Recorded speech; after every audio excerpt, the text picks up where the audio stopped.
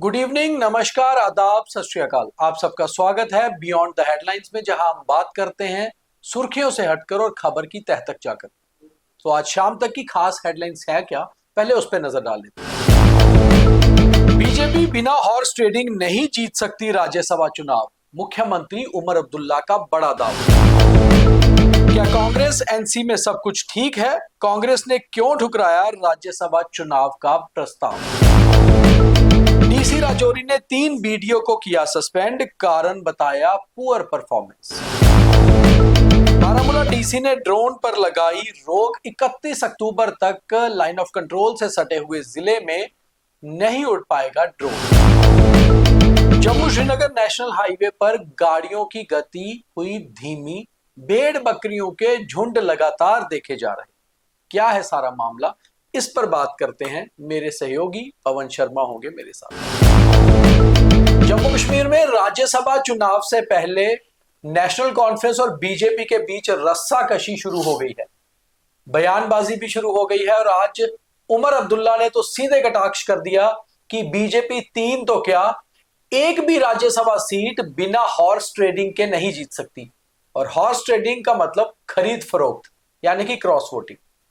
और उमर अब्दुल्ला ने यह भी कहा कि अगर बीजेपी जीतती है 3 सीटें तो फिर यह साफ हो जाएगा कि मसल पावर और मनी पावर और साथ में एजेंसी पावर सब है। हालांकि बीजेपी का अभी इसके ऊपर कोई रिएक्शन नहीं आया, मगर उमर अब्दुल्ला जो मुख्यमंत्री हैं जम्मू कश्मीर के, उनका इस तरह का बयान एक बड़ी बात है। अब देखना यह होगा कि क्या बीजेपी अपनी एक सीट जीत पाती है या फिर जो दावा बीजेपी 3 सीटें जीतने का कर रही है वो कर पाती है। तो पवन जी, होगा क्या, ये तो 24 को पता चलेगा, मगर पहले ही बयानबाजी शुरू हो गई। देखिए, मैं इस चीज को मान सकता हूं कि उमर अब्दुल्ला ने जो कहा ना कि बिना खरीद फरोख्त के एक भी सीट नहीं जीत सकते, उसमें नंबर्स की गेम है जी। आपके पास नंबर वो नहीं है जो टारगेट वाले हैं जी। आपके पास बहुत से कम हैं। 5 अगर आप नॉमिनेटेड भी कर लेते हो तो भी आपकी संख्या कम बनेगी। और 3 जीतना तो नामुमकिन है।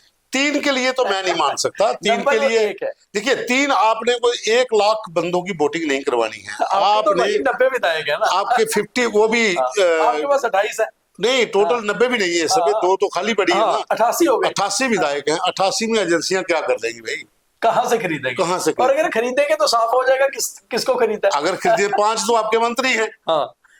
5 तो आपके मंत्री बने हुए ना, किसको खरीदना है? तो मैं ये 3 का नहीं मानता। एक के लिए जो उनका दावा है उसको मैं ये भी नहीं मानता कि हॉर्स ट्रेडिंग होगी। देखिए, इसमें ऐसा है कि पीडीपी हो सकता है नेशनल कॉन्फ्रेंस को वोट ना दे। बिल्कुल, वो तो हो सकता है, जहां वो वोट ही ना डाले। हाँ, अगर वो एब्सेंट भी रहते हैं तो तब भी बीजेपी को फायदा होगा। तो वहां से है उनको, या इंडिपेंडेंट कोई ले सकता है। इंडिपेंडेंट सजाद लोन है, वो दे सकता है। तो इस तरीके का है। एक सीट के चांस है, 1 सीट के चांस है। लेकिन ये बयान बहुत बड़ा है।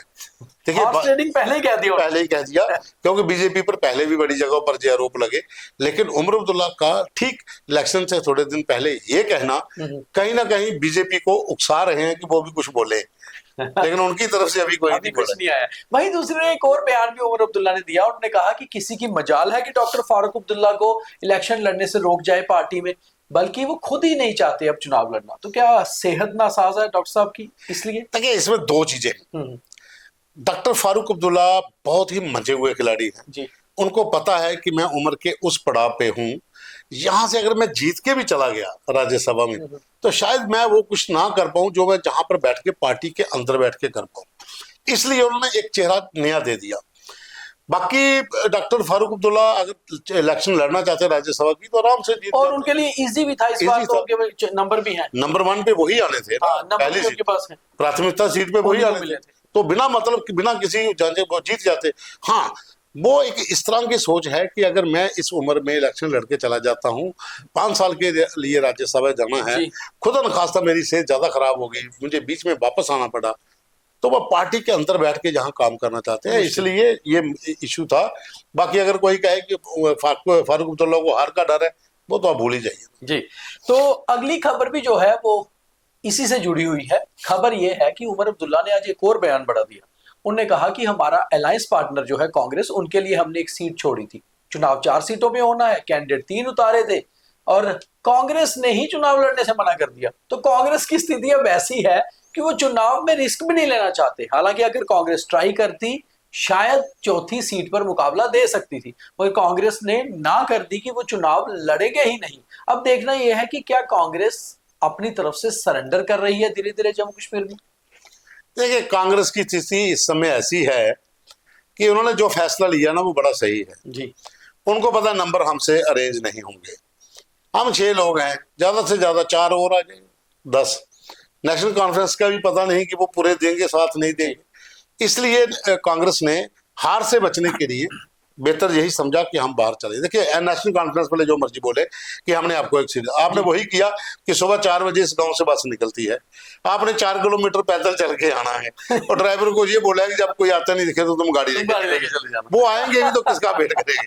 वो कहानी है कि वो फंसे हुए थे, तो अब एनसी भी उनका मजाक, सीट भी वो थी जिसपे मुकाबला खड़ा होने बीजेपी से मुकाबला वो इसलिए बीजेपी वर्सेस एनसी सीधे सीधे होगा राज्यसभा चुनावों में, मगर अपर हैंड नंबर्स के हिसाब से नेशनल कॉन्फ्रेंस का है। मगर बीजेपी की एक सीट पक्की है और बीजेपी के प्रदेश अध्यक्ष उसी सीट पर चुनाव लड़ेंगे। तो साफ जाहिर सी बात है कि रास्ता सत शर्मा का साफ हो रहा है। आज उन्होंने नामांकन भी अपना भर दिया है।